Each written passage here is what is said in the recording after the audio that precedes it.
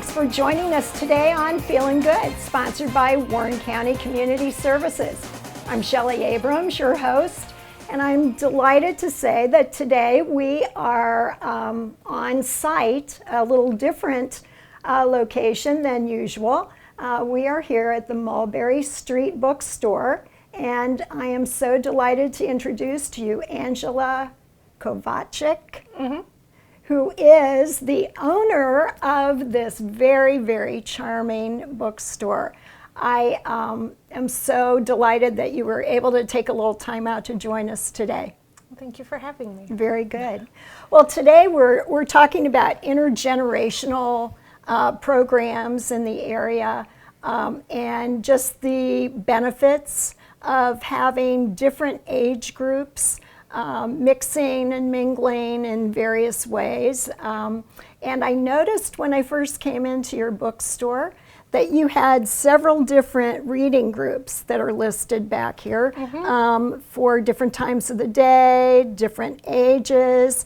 And then I also, in talking with you, heard that some of your book groups were mixed ages and so forth. So that led me to think, well, how cozy the shop is, and the fact that you deal with all different ages of people during a day brought me here to you, and I appreciate you hosting us today. Thank you. Before we get started about intergenerational groups, tell us a little bit about you, your family, how you came to Lebanon, and any other interesting facts about the bookstore. Oh my goodness. I am originally from Wisconsin, and my husband is from Chicago, which is, I went to high school outside of Chicago. Okay. We moved down here for jobs. We have 4 children, 14, 16, 20, and 23. And we've been in Lebanon for 23 years. Very good, very good.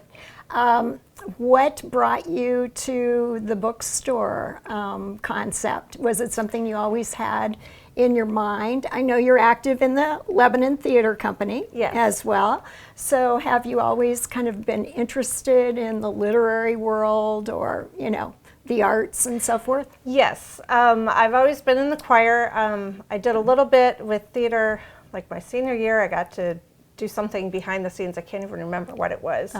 But I did not do any singing or acting as a grown-up until probably my oldest child was 8. But it's really fun. I love working with the Lebanon Theater Company, and I love working with the Lebanon Symphony Chorus. They're great things to do. I've always enjoyed books. I have 4 younger brothers, so when Voltron would come on again, I would just go disappear in my room and read a book. Oh, there you go, there you go. And what brought you to the idea of starting a bookstore here in Lebanon? Well, we have not had one for a little while, and I think every town should have a little used bookstore, and I just love coffee with my reading, so what better combination than coffee and books? So you do have a little beverage bar here, which is very handy and very charming and just adds to kind of the ambiance of your shop. So I have to say it feels very cozy and very much like a den. You know, you can find a chair and get comfy and start reading and sipping on tea or whatever. So that's great. You said you had different ages of children, and of course, and you said you're from Wisconsin. So do you have grandparents in the area? I do not. Okay. All of my grandparents were up in Wisconsin, and my husband's grandparents were in Indiana, the Chicago area. Okay. So my parents did live in town until just recently, so my children had the benefit of having their grandparents 2 miles away. That was really nice. Their other set of grandparents are in the Chicago area, so we don't get to see them as often as the other grands. Right, right. So do you see grandparents, grandchildren coming into the shop? Yes, I would venture to say most of the time we have kids in the store, they're with their grandparents. So that's kind of an interesting little situation there. But we often have like 3 sets of of family there. We have the grandparent, the parent, and the kid as well. That's also very, very common when our shoppers. Well, and I noticed too that here in the shop, you have a children's corner specifically, and you have the different ages on the bookshelves and so forth, so that they can kind of browse on their own, and you have a few games and puzzles back there and so forth. Yeah. Well, very good, very good. Well, when we were here earlier today, I noticed a couple of people came in, and we went upstairs and we looked at the space upstairs. What goes on in terms of using that space? Upstairs is our great hall, and that is simply a hall. If it is not otherwise reserved, people can come in, read books, and drink coffee upstairs, or hang out with their friends. We use that space for some certain events, like when we have study hall in the Great Hall.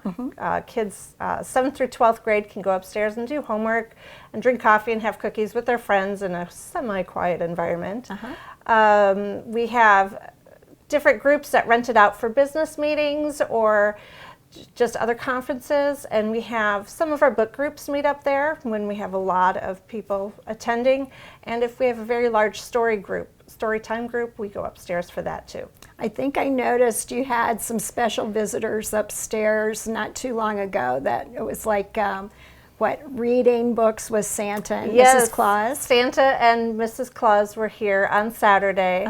A big thank you to Santa. He was not feeling well that day, but he will feel better in time for Christmas. Oh, very good, very good. What is the number of people that you can accommodate upstairs, would you say? Between 40 and 50. Okay. And that space is also available to rent out for a party. That happens a lot. We get a lot of bookings for parties, birthdays, or showers, or baby showers, or other events like that. Okay, very good.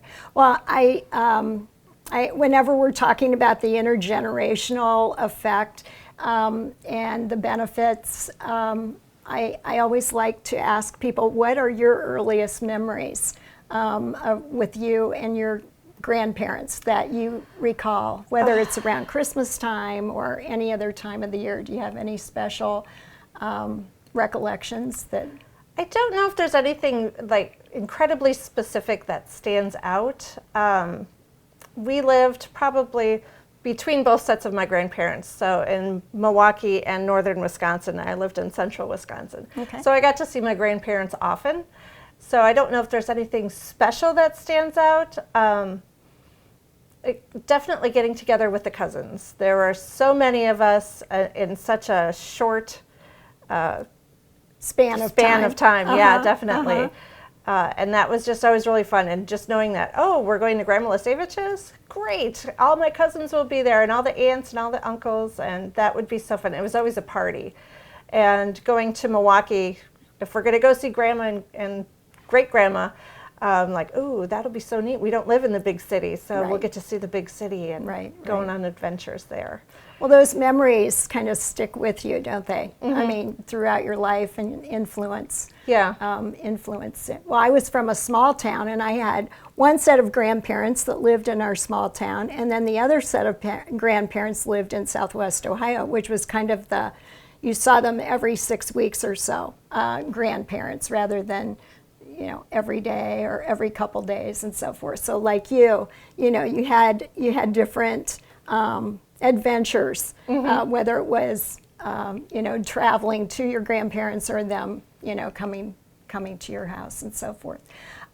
What programs are coming up in the bookstore for the new year? Do you have any sorts of new reading groups or any sorts of special books that you're promoting? Well, we are always open to suggestions. Okay. If one of these book club times doesn't work for you, we're always open to suggestions about a time that would work. I did have to convince my kids. They're not real thrilled about it, but we do have some special Saturday story times coming up. We have 4 of them planned at various times of the year, and I'm really excited about that. Can't say that they are, but I am excited about that. And I think we're also going to have a special story time with a friend of mine who works with therapy dogs. So she trains those. So that's coming up probably in January. And if that's a popular idea, we'll do that again. And we always have story time for toddlers and preschoolers on the first and third Friday. We have several book clubs. We have the After Hours book club that meets on the third Tuesday at 6 after hours. Okay. Read Your Book and Eat It Too book club. And we have the Lebanon book group that meets. And Great.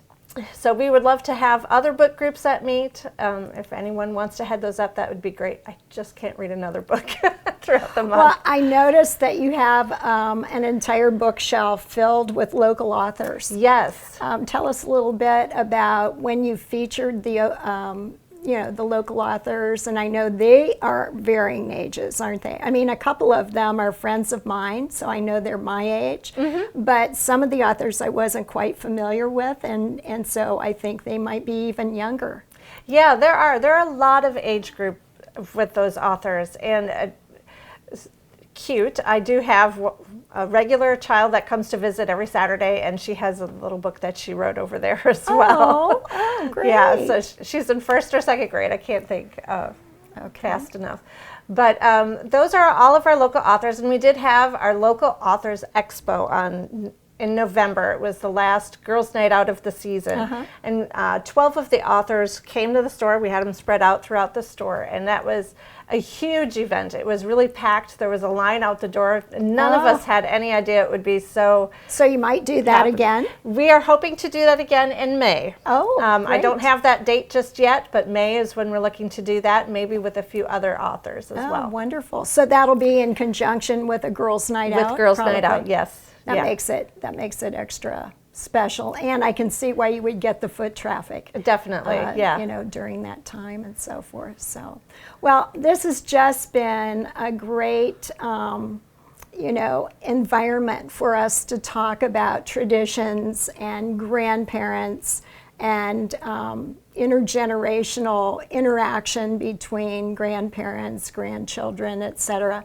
And I'm hoping perhaps that the Miami University ILR program, the Lifelong Learning Program, maybe can connect with you, and we might do some kind of a lifelong learning group here. Oh, that would be neat. Because I know a couple of the members that are on the curriculum committee with me were leaving our curriculum meeting the other day and said, oh, I'm going to the Mulberry Street bookstore, and they were coming here for a book club. Oh, good. So maybe we can do some more intentional, kinds of connections and so forth. But I appreciate you hosting us today, and we look forward to seeing you continue to grow and prosper in the new year. So I wish you and your family, and I wish our audience a very happy and healthy new year.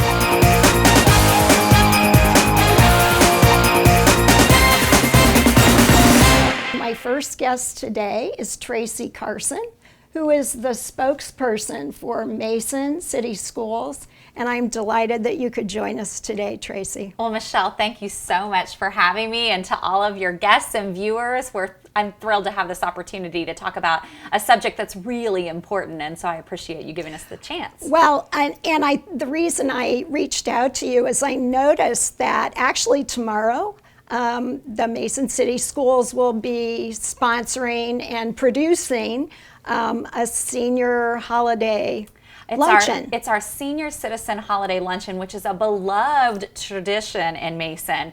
But this is a little bit different this year. For years, we did it at Western Row Elementary School, and it was something that our students, our staff, and I think local members and residents in our community really looked forward to. As you may know, we closed Western Row Elementary School last year, but one thing that couldn't go away was this incredible tradition, which is a wonderful holiday lunch. Senior residents of our community come in, they are served by students a delicious holiday meal, and then entertained by third and fourth graders with a lovely choral performance that usually ends in some interactive opportunities to sing along together. Very good. Well, that caught my eye, especially. So I did reach out to you, and I was so happy you were available today. So let's tell our audience a little bit more about you, your background, and how you arrived on your journey to Mason City Schools. Oh, gosh. Well, that is a fun question. It's been my honor to get to help tell really the incredible stories that happen in schools every day. There's often the unsung heroes of our schools are these teachers, custodians, bus drivers who really do lots of important things. And so I kind of stumbled into this work. I was a mom in a district who really loved my own kids' teachers, but knew and because of just some connections, was asked to kind of apply for this position. And 15 years later, I'm still here getting to help, I hope, share what really is happening in our schools, all the great news, and sometimes even when we have missteps, also being able to share that in an honest and transparent way. Right. Very good. Well, I admire your work because I read your posts online. I see you on the news, and I know that it's a very responsible position for the school district. So thanks for taking the time out today. So let me ask you this. Let's go back and think about memories that you have of your grandparents. Do you remember maybe the first interaction or some kind of annual tradition that maybe you and a grandparent experience together? Oh, my hero in my life is my grandmother, my grandma Phil, who is, I'm so grateful, still with us and still very much an important part of my life. In fact, my mother passed away a few years ago, who was my grandmother's daughter, and so I'm so blessed and lucky to have my grandma Phil, who has such charisma and grace, and has just been a North Star in my life. But an amazing memory that I always have, my birthday is in August, August 5th, and typically school would be starting around my birthday, and she would always treat me to going back to school shopping. And we lived in a small town in southwest Indiana and would go to a big city to do that.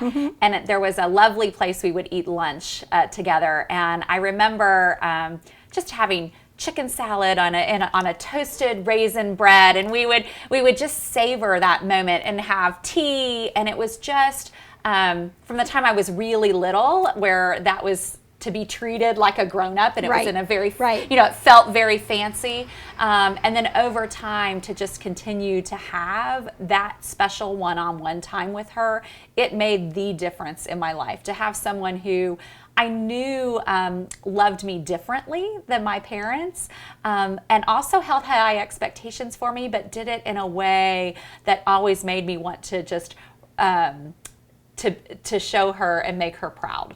Indeed, indeed. Well, I do have to say that of all my grandparents, I have different memories, but my grandpa was one of my mentors, I would say. I don't even know if he realized that, but he was the first person to tell me that I had a good throwing arm.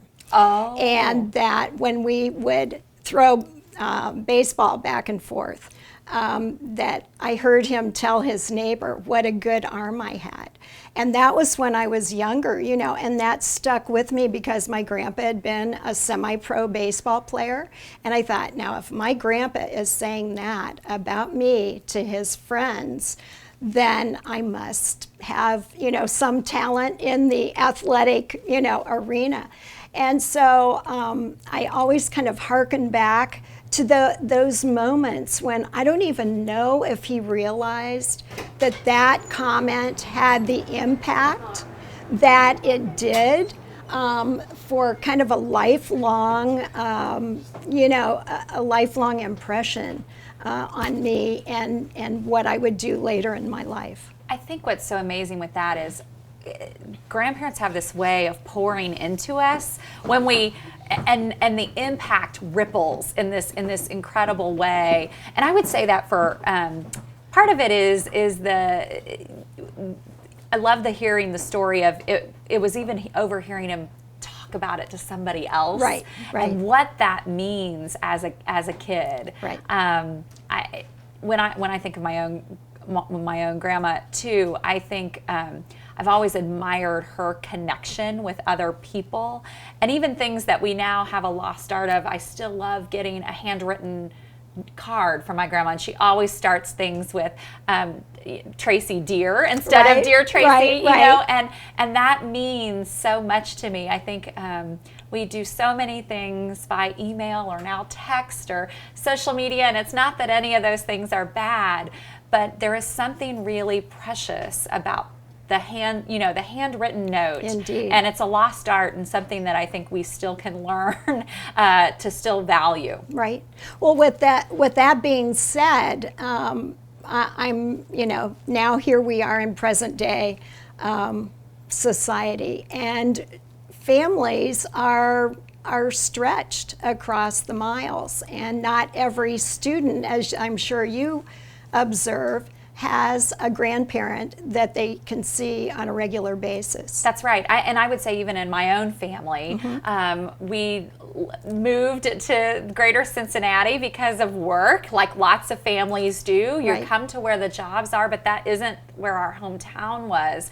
And so you miss the generational connection and wisdom and I would say even pace that happens with folks who have a little bit of life experience and can kind of help guide and shape our lives in this powerful way. And so we have a lot of students who don't always have that kind of mentorship in their lives. And I would say even for parents too, there's something to be said about having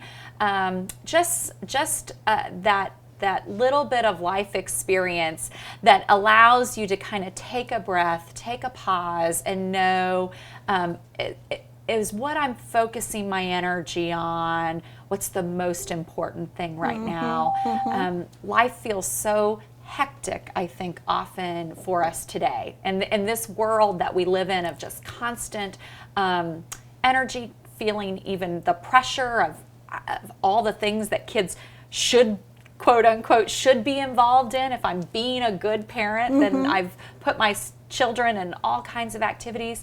And there's something that we're missing when we step back and have, I think, sharing a meal that used to be part of our natural rhythm. And so having those abilities to have, even if it's not as natural as in my own home, if I can have a holiday luncheon where it gives us an opportunity to step back and do that. And it's something that I think as schools we need to even be more intentional about. Well, let's talk a little bit more about the origins of that event. How did that holiday luncheon even come to be? You know, some of it, I believe, was a part of it. It was proximity. So where Western Row Elementary sat was very close to where Mason Christian Village sits. Okay. And so some of it was as an outreach to our neighbors.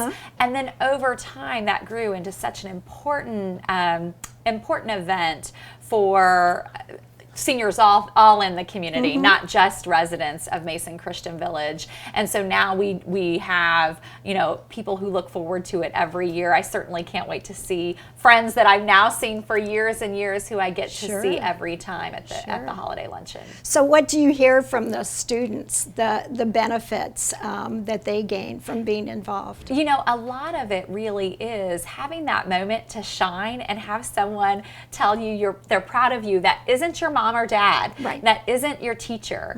And so that, with the performances and even honestly with the serving of the food, that's a really good lesson that kids are getting on how to graciously do that. Right. And the seniors offer such good advice to the kids and giving them that opportunity to have that interaction. Very good. So how many are you expecting tomorrow? Well, we never know for sure. We hope around 100 is always a really good turnout. So, it's some folks RSVP, but we have plenty of food. If someone wanted to come, we would welcome them. Very good. Well, I was telling you, I have grandchildren of my own, ages 4 and 5.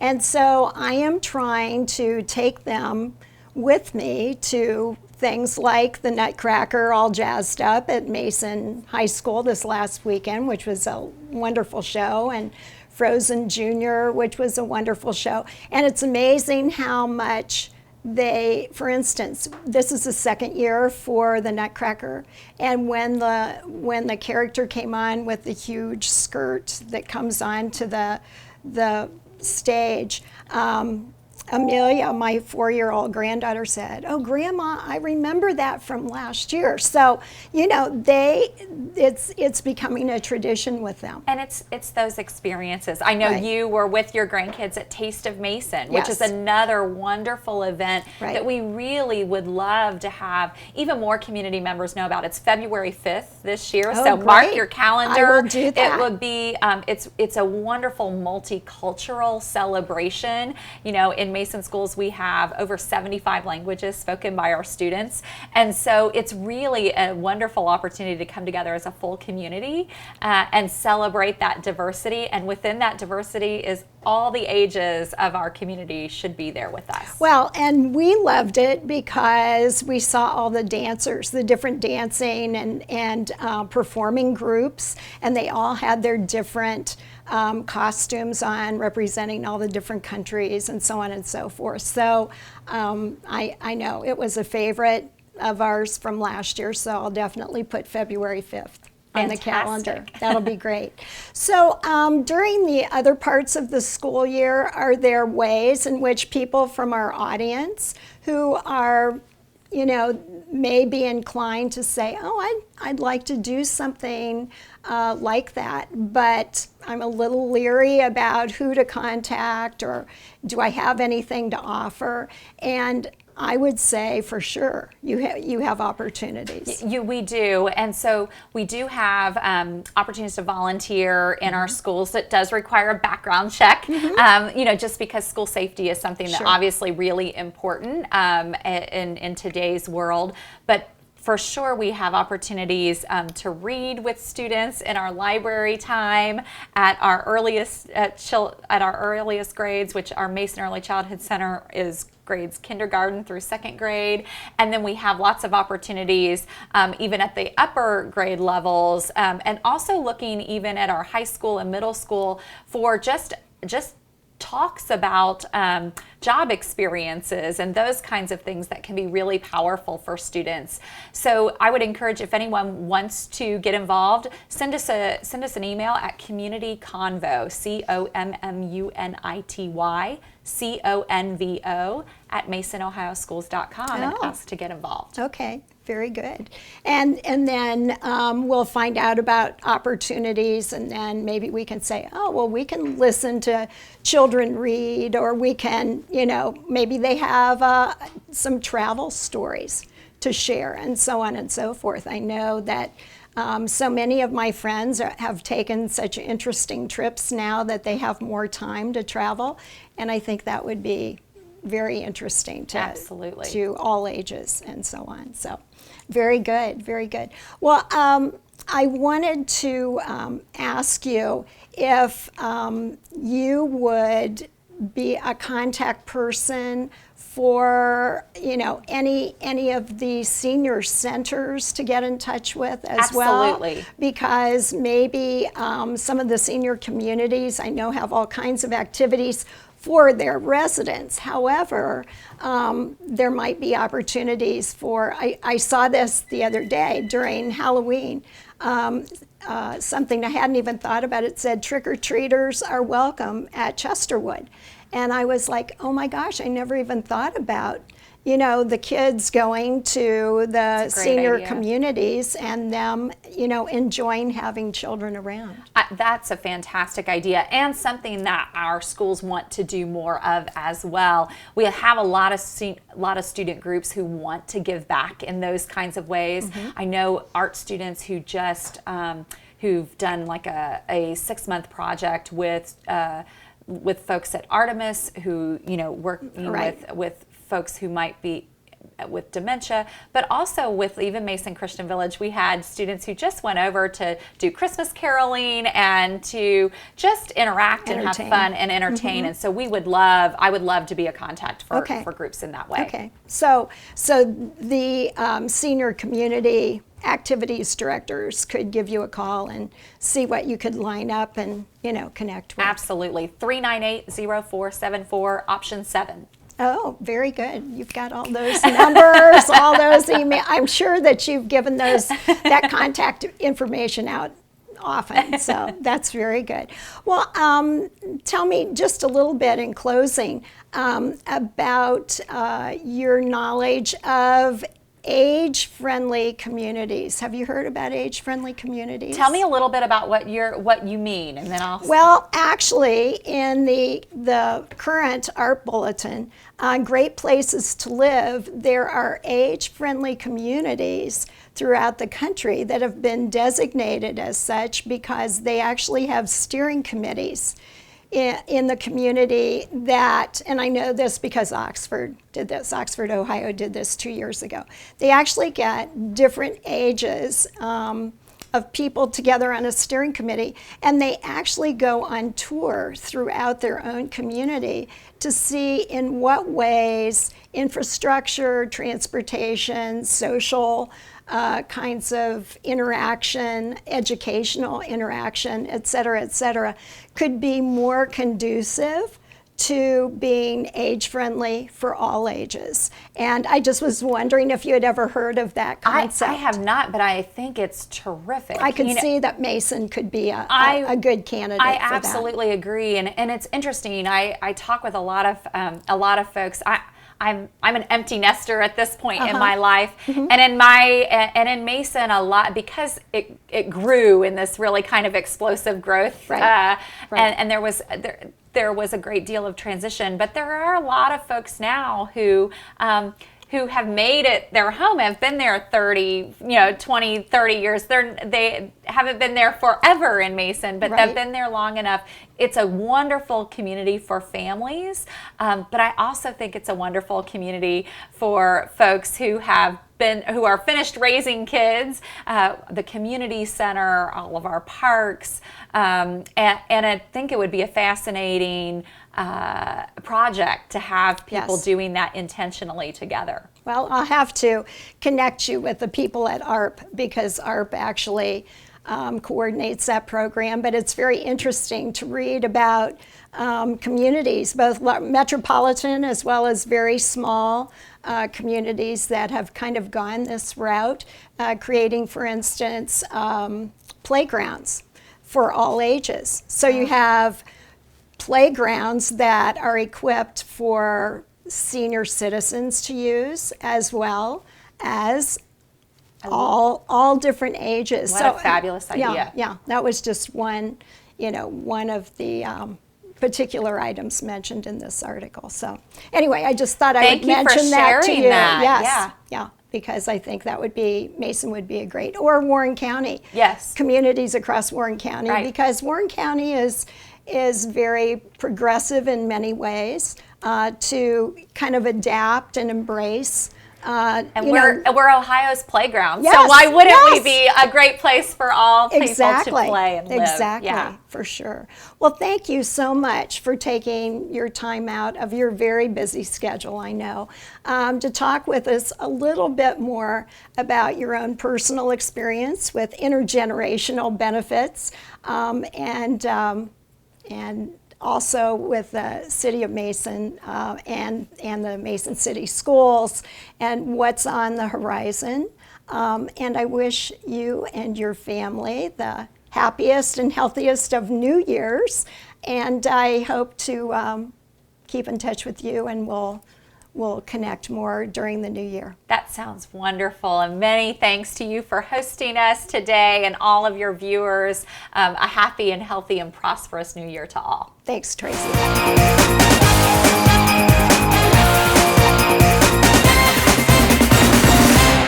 I'd just like to take a few minutes to personally reflect on some honors that I was very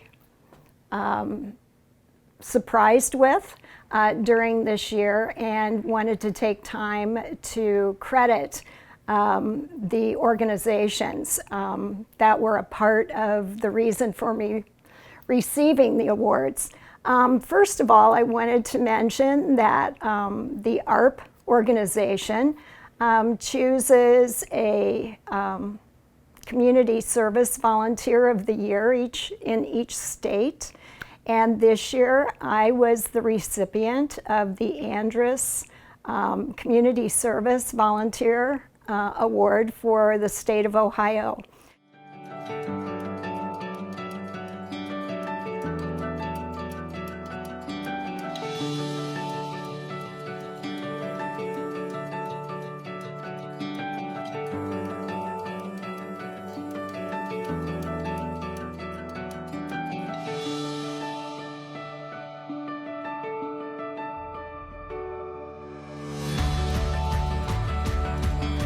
I don't know anybody that is involved in more volunteer efforts week to week, month to month, year to year than Shelley is.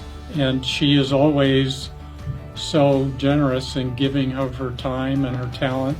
So what motivates me to volunteer as much as I do probably stems from my high school days in Shelby, Ohio. You know, the role model of having my mother very involved in our hometown, and just the satisfaction of being involved with many different activities. She'll see something and then very quickly, becomes a big part of it.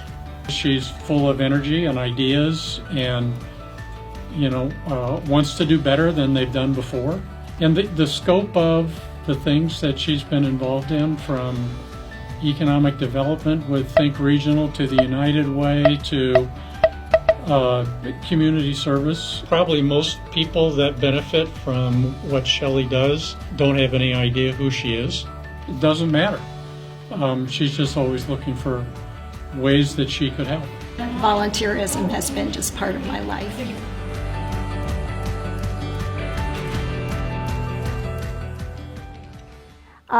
I traveled to Columbus to receive the award, and also a monetary check for $1,500 at a big dinner. And that check was to be designated toward the nonprofit of my choice. And I actually chose my high school alumni association to donate and designate the check to. That money will go towards the STEM program at Shelby Senior High School in Shelby, Ohio. And it will be used to purchase advanced placement science microscopes for their lab. I was visiting Shelby in September because I was inducted into the Shelby High School Hall of Distinction, and that was another honor that I was taken aback and so pleased to receive. And I felt like I wanted to reconnect with my high school. After 50 years, celebrated our 50th class reunion this year as well. So I just wanted to take this time to thank Warren County Community Services and this program, Feelin Good, and the ILR program, the Lifelong Learning Program at Miami University at the VOA Center in Westchester, and then the Area Progress Council of Warren County, the Think Regional program that I chair, because I think that my involvement with those three organizations is probably the primary basis on which I was selected for those honors. And I am just honored to volunteer to be a part of those three organizations. So at the time when we reflect back on a year, 2019 was a very good year. And I look forward to 2020, and I hope you do as well. And I hope that you continue to have good health in the new year. So on behalf of Warren County Community Services, We hope that you're feeling good. Bye for now.